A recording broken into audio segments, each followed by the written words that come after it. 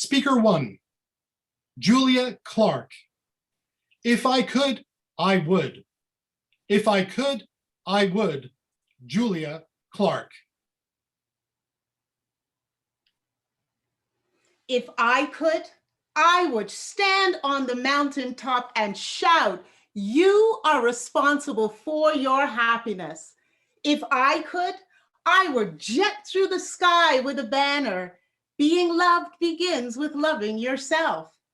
Mr. Contest Chair, fellow Toastmasters, honored guests, do these principles that seem to encapsulate man's greatest pursuits, happiness and love, sound familiar? If so, picture this. I'm standing before the audience, excited by the possibility that maybe I would finally cradle the beloved trophy, a testament of hard work, dedication, and growth. My thoughts are interrupted. Third place, Mary Brown. I clap and hold my breath for what's to come next. Second place, Julia Clarke. I did it, yes, I did it. Award in hand, smiles for the camera. I remember it as yesterday. I stepped from the stage and eventually joined the crowd as the curtains came down on the event.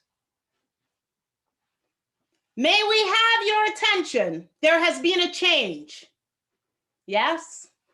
Turns out one of the winners would be stripped of their award. And it wasn't Mary Brown.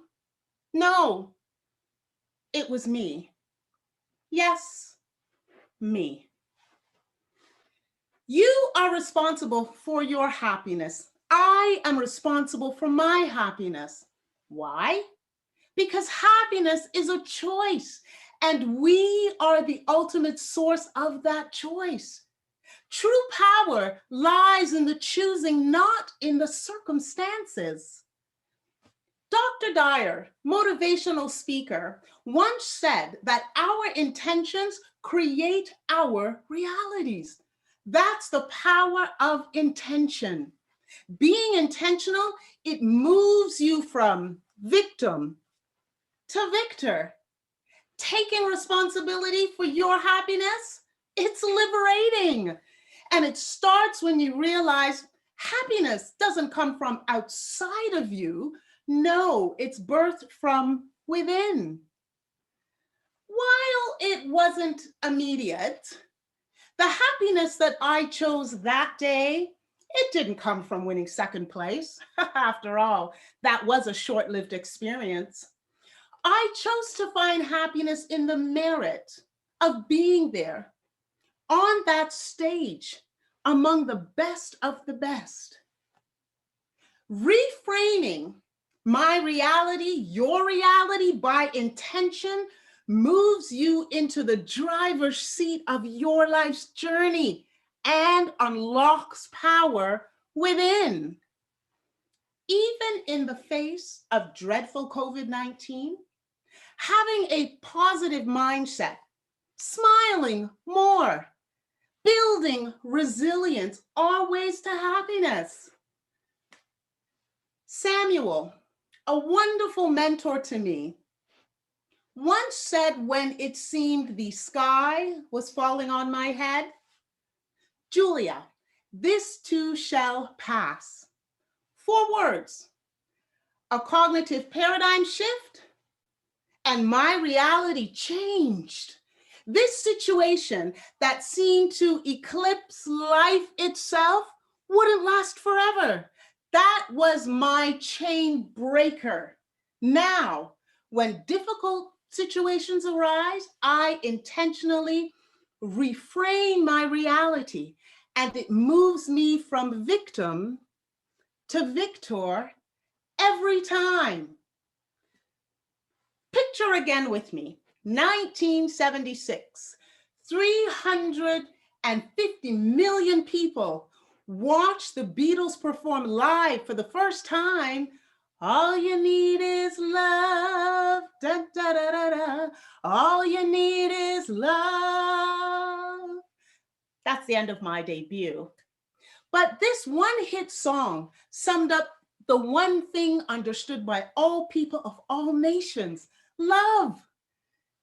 If I could, yes, I would jet through the sky with a banner message declaring being loved begins with loving yourself. There's no question, love is tricky. Love is kind, sometimes it's tough. Yet we want to be loved and we want lots of it. But it's like the egg chicken situation. Which comes first? Loving others or self-love? I think Oscar Wilde, the Irish poet, he was on to something when he said, to love oneself is the beginning of a lifelong romance. And who doesn't love a little romance? But it starts with self-love. I've learned that loving yourself is to have a positive self-image, respect for who you are, and unconditional self-acceptance, strengths, and weaknesses alike. Love from others starts with loving yourself. So love yourself. My friends, two principles that have shaped me significantly. What about you? You are responsible for your happiness. Being loved starts with loving yourself. So choose them today. Seize them now. And you could achieve man's greatest pursuits, love and happiness. Mr. Contest Chair.